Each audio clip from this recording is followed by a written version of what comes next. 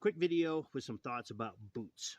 Okay, I get often asked, saying, well, Steve, what kind of boots should I get for big game hunting? And the answer is it depends.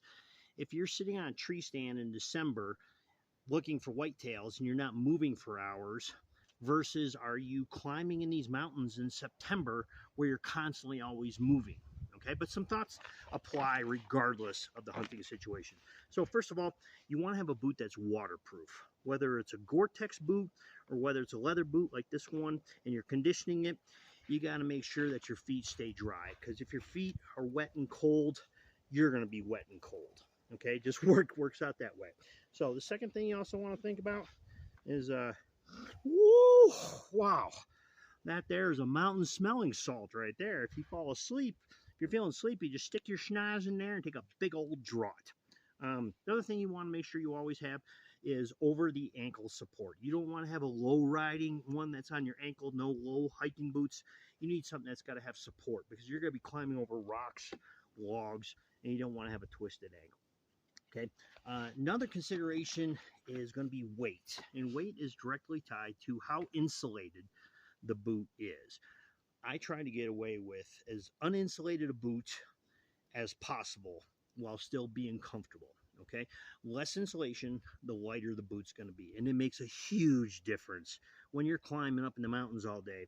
Whether you have an uninsulated boot or a 400-gram insulated boot that just feels like boat anchor, you're going to get tired so much faster. Okay, so I'll wear my uninsulated version in August, September, most of October. Switch to an insulated version when I'm hunting November, December, January.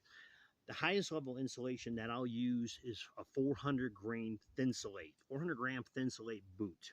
Okay, I'm almost always moving, so my feet generally stay warm.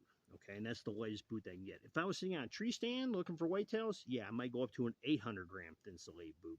But bottom line is try to go with as light a boot as you can get away with.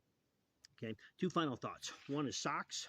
Remember, cotton kills. Don't ever have cotton socks on, whether you're doing wool, whether you're doing these new fibers. Okay, wear 2 pairs of socks and your feet should generally be okay. And finally, do not wait until the day before your hunting trip to get your hunting boots. You want to be able to walk at least a couple dozen miles in these things to break them in before your hunting trip.